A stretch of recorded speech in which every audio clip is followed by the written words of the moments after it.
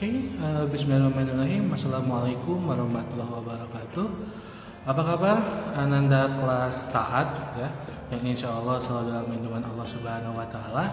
Kali ini di mata pelajaran informatika kita masih di bab 2 ya sebenarnya, karena masih ada satu materi lagi yang belum kita bahas setelah PTS ya, yaitu ini judulnya perangkat lunak, aplikasi dan lisensi. Nah, seperti kemarin kan kalian sudah memberikan semacam saran ya, atau kritik dan juga pendapat kalian bahwa memang sebagian besar kalian itu inginnya video ya dibanding dengan podcast yang biasa Ana buat. Jadi Ana coba untuk membuat video sekarang, melanjutkan yang kemarin, tapi kita sedikit berbeda kali ini.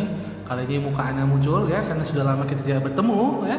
Mungkin untuk anak-anak yang lain kayak Glenn ya, kita baru ketemu sekarang, jadi sudah melihat wajah Ana seperti ini ya. Jangan takut ya Glenn ya, nanti malah takut ya, santai aja. Nanti kita akan membahas materi ini ya untuk minggu ini ya. Nanti tugasnya nanti bisa Ana share di grup kita, grup kelas ya.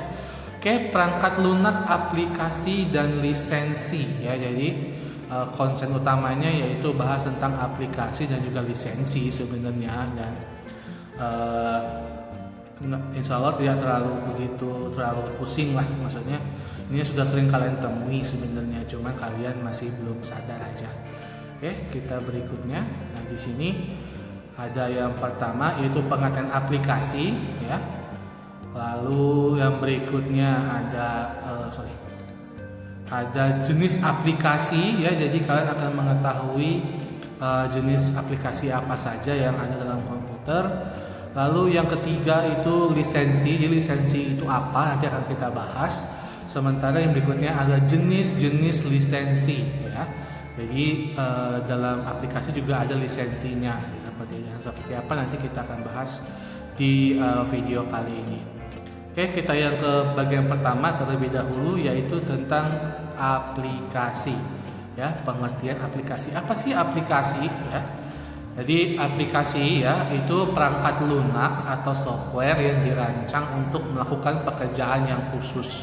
Nah, jadi di sini maksudnya adalah memang ini dibuat oleh para pengembang ya, untuk menjalankan satu fungsi tertentu gitu. Dan dibuatnya ini ya, dibuat dengan tujuan yang spesifik dan tidak dapat digunakan untuk pekerjaan-pekerjaan lain. Jadi kalau fungsinya hanya itu ya itu saja, tidak bisa dipakai yang lain seperti itu. Misalnya kalau dia fungsinya untuk mengetik, ya udah ngetik aja gitu, nggak bisa dipakai untuk ngedit foto seperti itu. Atau dia memang basicnya untuk mutar video, nah itu tidak bisa dipakai untuk membuat teks seperti itu. Jadi memang fungsinya itu sudah masing-masing gitu ya. Banyak sekali berbagai macam jenis aplikasi yang beredar di dunia komputer, namun kali ini kita akan bahas beberapa saja ya, beberapa aplikasi saja yang istilahnya yang sering dipakai seperti itu ya. Oke, kita lanjut. Nah, ini ya, kalian pasti sudah sering lah ya melihat logo-logo ini ya, atau mungkin kalau ada yang belum pernah, nanti kita akan bahas satu-satu. Cuma kalau kalian yang memang setiap hari atau sering buka komputer atau laptop ya di rumah kalian ataupun di HP kalian, mungkin nah ini sudah tidak asing gitu ya. Namun yang ini khusus untuk komputer dan laptop sih sebenarnya. Oke, kita buka dulu jenis-jenis aplikasi ya. Jadi, nah di bawah ini hanya beberapa jenis aplikasi yang umumnya digunakan oleh sebagian besar pengguna komputer di seluruh dunia ya. Jadi, ini aplikasi-aplikasi yang sudah sangat umum dan dipakai di seluruh dunia. Jadi di pelosok manapun kalau dia pakai komputer pasti dia ada aplikasi ini. Oke, yang pertama ini pengolah kata ya. Aplikasi pengolah kata yang biasanya yang terkenal itu Microsoft Word ya. Microsoft Word aplikasi yang tujuannya untuk membuat, memformat, mengedit teks dalam dokumen, ya. Jadi memang tujuannya untuk mengetik, ya. Jadi kalau kalian mau buat teks atau buat cerita seperti itu atau laporan, misalnya makalah, nah ini aplikasi yang sering digunakan yaitu Microsoft Word. Yang kedua ada pengolah angka, ya. Pengolah angka atau Microsoft Excel, ya. Excel ini tujuannya melakukan operasi perhitungan dan pengelolaan data dalam angka dan tabel. Jadi ini bermain angka dan juga tabel. Jadi ada tabel dan juga isinya angka. Nanti insya Allah di akhir bulan, insya Allah kita akan belajar ini, ya. Insya Allah akhir bulan nanti kita akan belajar Microsoft Excel, ya. Berikutnya ada aplikasi presentasi atau PowerPoint. Yang ini yang sering dipakai, Microsoft PowerPoint. Tujuannya untuk membuat, mengedit, dan menjalankan dokumen presentasi. Jadi kalau kalian mau presentasi, nanti kalau tugasnya, nanti kalau sudah normal masuk seperti biasa, nah itu biasanya pakai Microsoft PowerPoint untuk kalian membuat presentasi, ya. Nanti kalian presentasi di depan menjelaskan terkait dengan hasil tugas dari kalian. Lalu berikutnya ada aplikasi multimedia atau Adobe Premiere Pro. Ini yang sering dipakai, ya, sering dipakai untuk membuat dan mengedit file audio atau suara dan video. Jadi ini untuk para editor video, ya, yang suka membuat konten-konten kayak di YouTube, ya, itu mereka sebagian besar mereka pakai ini untuk mengeditnya, baik masukin efeknya atau nambahin suaranya, membesarkan suara seperti itu.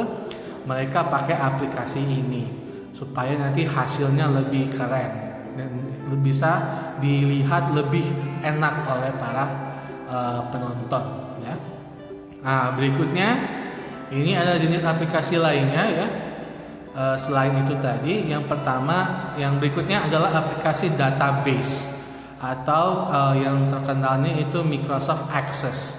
Nah, ini tujuannya untuk menyimpan, mengelola, dan menampilkan data yang terorganisir. Jadi kalau di sebuah sekolah kayak SMP-ku itu punya berbagai macam data seperti nama kalian, setelah itu alamat, terus nama orang tua, pekerjaan orang tua, dan sebagainya. Itu semua itu data.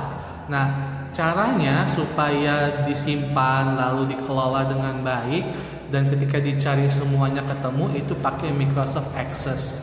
Jadi semua data tersimpan dengan baik di sana, lalu tinggal kita mencari saja, misalkan nama orang tua siapa seperti itu. Misal nama orang tua dari Dirga, ya. Tinggal ketik Dirga saja, lalu nanti akan muncul seluruh informasi terkait dengan Dirga. Itu bisa dipakai untuk sekolah-sekolah atau perusahaan-perusahaan juga.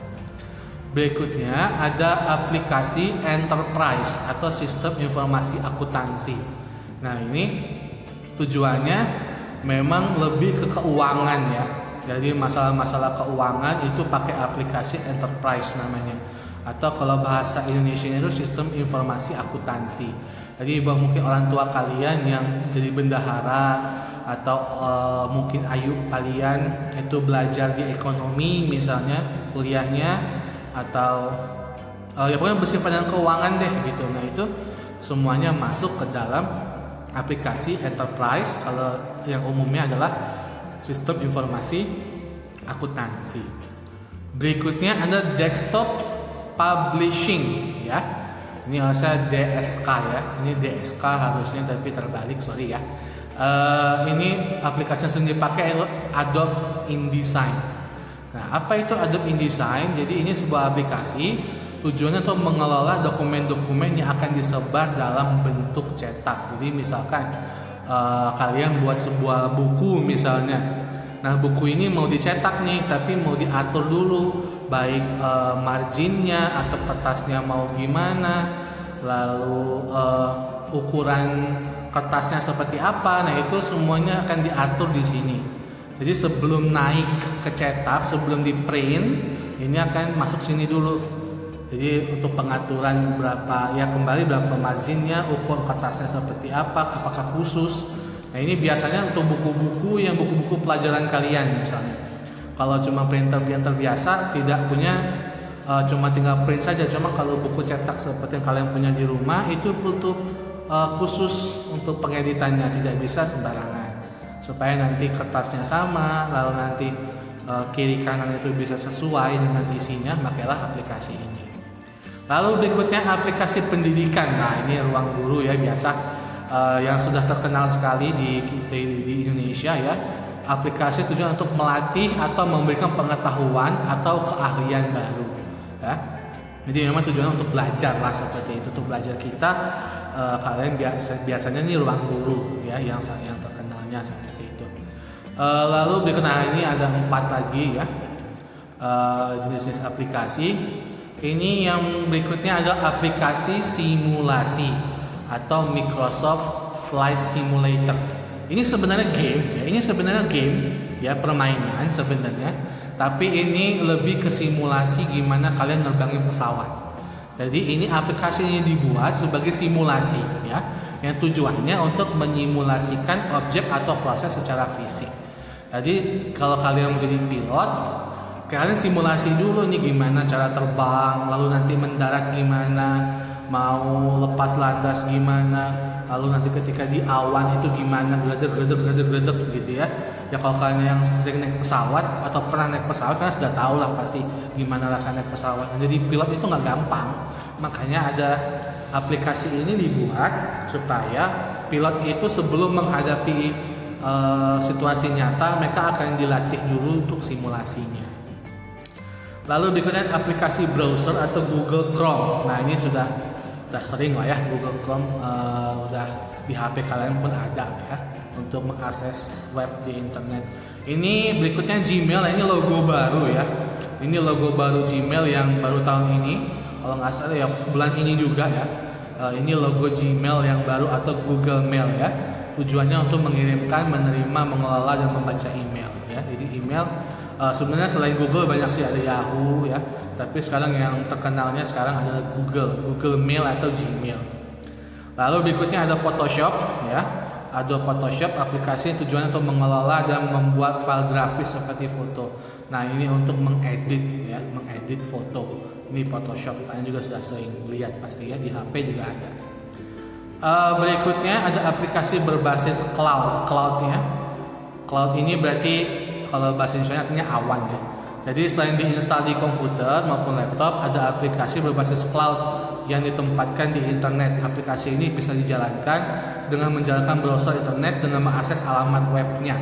Jadi nggak perlu diinstal, cuma kalian buka situsnya, lalu nanti aplikasinya tinggal mengambil saja data yang sudah disimpan di server situ ya. Jadi nggak perlu diinstal aplikasinya. Contohnya Google Docs. Misalnya kalau HP Android itu semua pasti ada. Ya HP Android sekarang itu semua pasti ada Google Docs. Sama kayak Microsoft Word sebenarnya, tapi ini versi cloud-nya. Jadi nggak perlu diinstal sebenarnya, tinggal klik situsnya lalu kalian bisa langsung ngetik di situ tanpa harus menyimpan datanya di komputer ya. Lalu berikutnya ada aplikasi berbasis mobile atau handphone ya.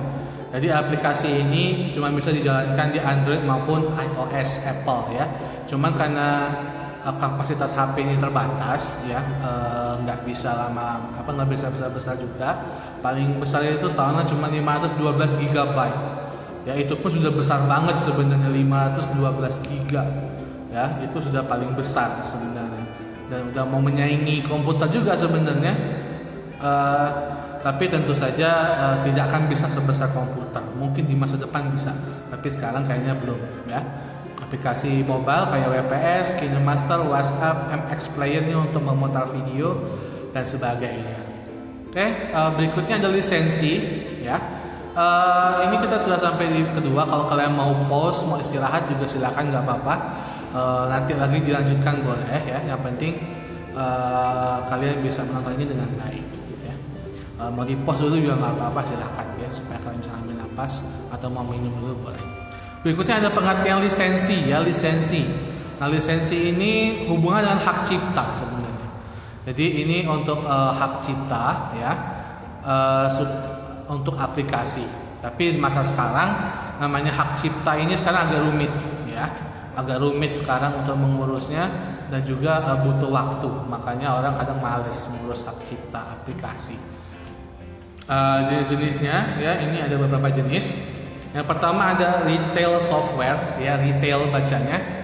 Ini dijual resmi di toko ya, dilengkapi dengan layanan, artinya kalau garansi lah, istilahnya itu garansi, lalu harganya cukup mahal ya gitu. Ini software yang benar-benar asli dijual ya, lalu ada garansinya, namun harganya memang cukup mahal ya. Lalu ada OM software ya, OM istilahnya.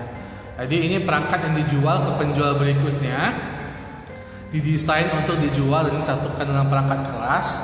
Lalu manualnya juga dibuatkan seperti Windows ya, Microsoft Windows ya, Windows 10 dan Windows 10 itu dia menjual lisensinya ke laptop, misalnya ke Asus. Nah, nanti Asus itu punya hak untuk mendesain supaya nanti Windows 10-nya include atau termasuk dalam laptop. Jadi laptopnya sudah dilengkapi dengan Windows 10. Nah, Windows 10-nya ini sebenarnya kalau dijual terpisah itu lebih mahal.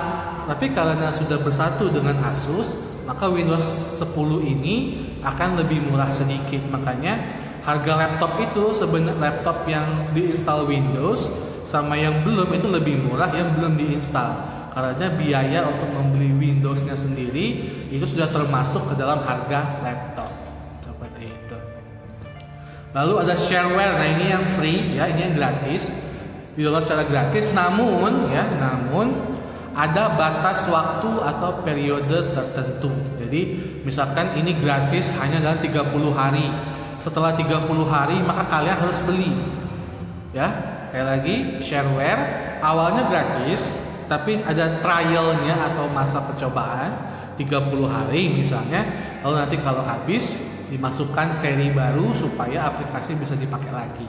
Ya, ini sering banget sih.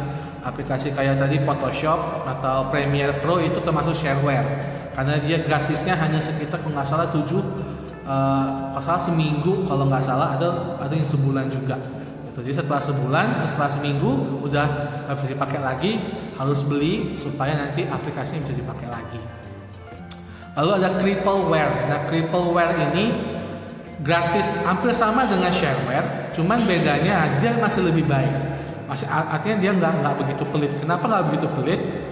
Karena kalau crippleware dia sama-sama bisa gratis, ada masa tertentunya juga. Namun apabila kalau habis masih bisa dipakai, tapi beberapa fiturnya akan dimatikan. Ya, beberapa fiturnya akan dimatikan. Ya, tidak semua benar-benar mati lah istilahnya gitu. Jadi memang benar-benar istilahnya hanya beberapanya saja, ya tidak semua fitur-fiturnya dimatikan. Bisa dipakai, masih bisa, cuman ada beberapa fitur yang tidak bisa dipakai. Kalau kalian mau ya beli, kalau enggak ya sudah, hanya beberapa saja seperti itu. Lalu ini bagian terakhir ya, lisensi berikutnya ada demo. Nah, demo ini fungsi-fungsi dalam aplikasi yang masih terbatas atau sebagian. Jadi hanya sebagian aja sebenarnya ya. Jadi fungsi-fungsi cuma dikenalkan, oh ini loh gitu loh. Ini kayak kalau di game. Kalau kalian download game kayak misalnya PES atau FIFA, itu dia biasa mengeluarkan versi demonya. Tujuannya apa? Supaya memperkenalkan, oh ini PES, oh ini FIFA. Atau misalkan kalian main Call of Duty atau COD misalnya, kalian akan kenalkan dulu nih versi demonya, oh gini tuh main COD gitu. Tapi hanya beberapa, hanya dibatasi. Misalnya kalau PES atau FIFA itu cuma bisa 8 tim aja yang dipakai. Cuma tim-tim besar yang sudah dibeli lisensinya itu bisa dipakai. Misalkan kalau FIFA, kemarin itu PES kemarin ada Milan ya. Nah, itu cuma ada Milan, Inter, dan beberapa klub lain. Klub-klub lain kayak Chelsea atau apa itu belum bisa dipakai karena masih versi demo. Ya, cuma beberapa klub saja yang bisa dipakai. ya. Biasanya gratis, biasanya. Ada juga demo yang bayar sebenarnya, tapi biasanya sih gratis. Di-download, sudah itu kalau tertarik ya beli, gitu aja. Versi aslinya seperti itu.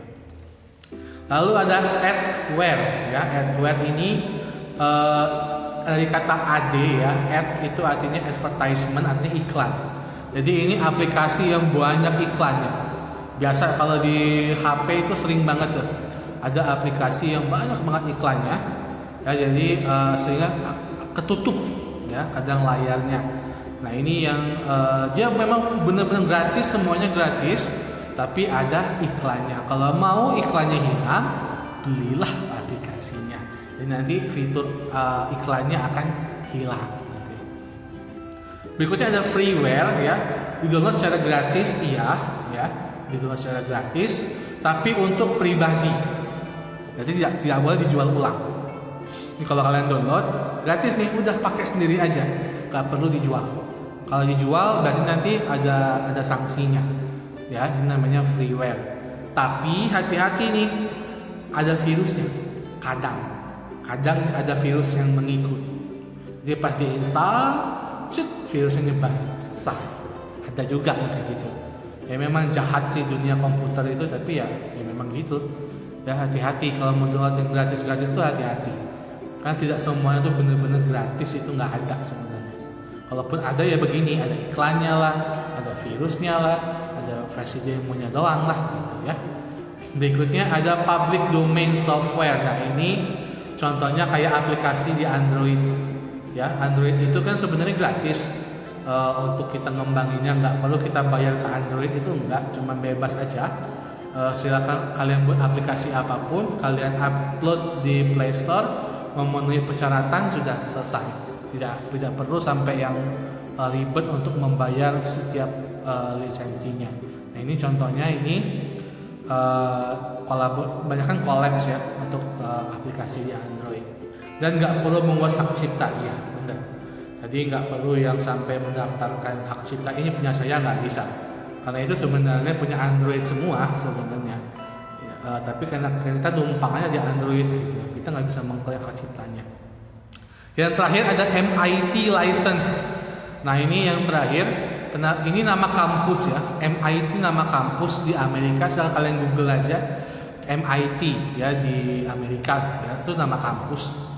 Lalu dipakai ketika nanti bisa berlisensi MIT. Jadi misalnya kalau si kampus ini dia beli aplikasi, lalu nanti akan dipakai atas nama lisensi MIT-nya. Jadi gratis, tapi dengan nama MIT seperti itu. Bukan full gratis. Awalnya bayar, tapi dibayari oleh kampus, silakan pakai. Nah biasanya untuk orang-orang di kampus itulah. Seperti itu. Jadi mereka tidak perlu lagi mengurus pembayaran karena kampus sudah membeli aplikasi tersebut ya. Oke, itu saja dari Ana terkait dengan materi informatika kali ini. Maaf kalau agak panjang karena memang Ana perlu menjelaskan seperti itu. Dan kalau memang kalian terlalu berat untuk mendengarkan, ya dipotong-potong saja, maksudnya dicicil. Untuk bacanya nggak harus sehari selesai gitu. Untuk tugasnya juga nanti nggak mesti minggu ini juga gitu kan. Nah, bisa nanti dicicil ke minggu depan juga nggak apa-apa. Yang penting videonya kalian tonton semua supaya kalian lebih paham, lebih mengerti apa maksud dari materinya. Silakan dicicil saja nonton videonya. Oke, itu saja dari Ana. Semoga hari kalian menyenangkan di rumah. Semoga kita bisa ketemu lagi di waktu yang akan datang di kelas. Ya, karena Ana juga sudah lama tidak ketemu dengan kalian sudah lama ketemu dengan Ana, jadi kita bisa lagi mengobrol di kelas seperti biasa. Oke, Ana akhiri. Assalamualaikum warahmatullahi wabarakatuh.